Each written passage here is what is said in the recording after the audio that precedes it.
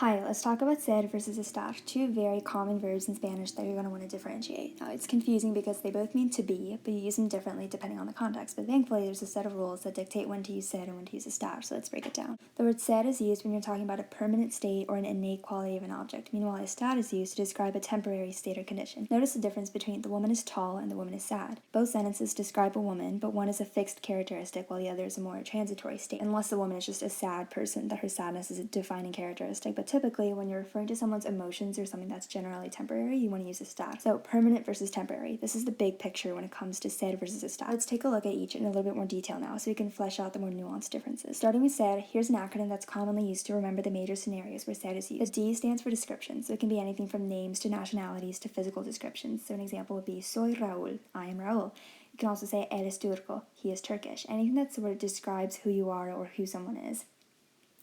O stands for occupations, what someone does for a living. So, por ejemplo, mi hermano es abogado, my brother is a lawyer. A quick side note, in Spanish, when you're talking about someone's job, you don't add an un or una before their occupation, so it literally translates to my brother is lawyer, but that's just how it is. Don't say a lawyer because that's very, American. C stands for characteristics, mostly used for personality traits. Por ejemplo, ella es encantadora, she is charming. Tú eres irritante, you're annoying. T stands for time, and this is a loose sense of the word, so it includes days of the week, months, years, and so forth, and then also the actual time on the clock. So, son las 7 de la noche, it's 7 p.m., and ayer fue viernes, yesterday was Friday. O stands for origin. This can either be where someone is from, like él es de Japón, he's from Japan, or what something is made out of, like la silla es de plata, the chair is made out of silver. Finally, R stands for relationships. So for anything like family, friends, boyfriends, etc. So for example, estos chicos son mis amigos. Those guys are my friends. So remember this acronym, DOCTOR. Note that they all have a common thread of permanence, where something has a fixed characteristic that doesn't change with time. Now let's examine estar. The acronym used for estar is place. P stands for positions. When you're referring to an object's physical position, for example, el lápiz está encima de la mesa, the pencil is on top of the table, or los perros están debajo de la cama, the dogs are beneath the bed. So whenever you see these prepositions like encima de or debajo de or anything that indicates the position of something, then you're going to want to use estar. L stands for location. So this is kind of similar. It's when you describe where something is on a map or in relation to its surroundings. For example, la panadería está cerca de mi escuela, the bakery is near my school, or Oaxaca está en el sur de México. Oaxaca is in southern Mexico. A stands for actions. This is when you're referring to ongoing actions, or formally the present progressive tense. So in English, verbs that end with an ing. For example, ella está corriendo, she is running. And because it's present progressive, you say está corriendo as opposed to corre, which is just present tense.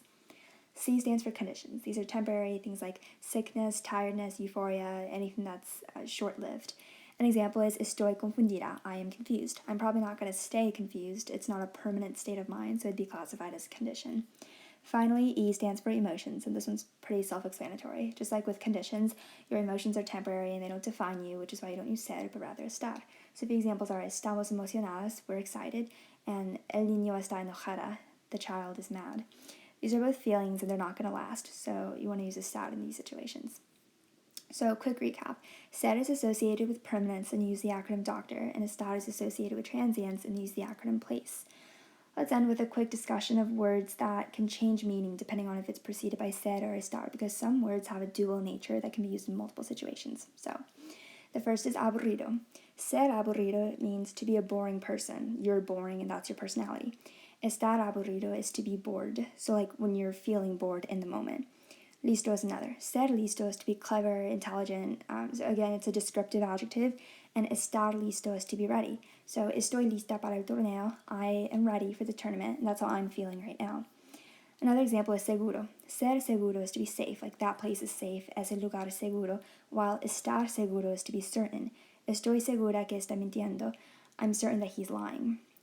There's also frío. Ser frío is to be emotionally cold in the sense that you don't really show affection or anything. So, ella es fría, she's a cold person.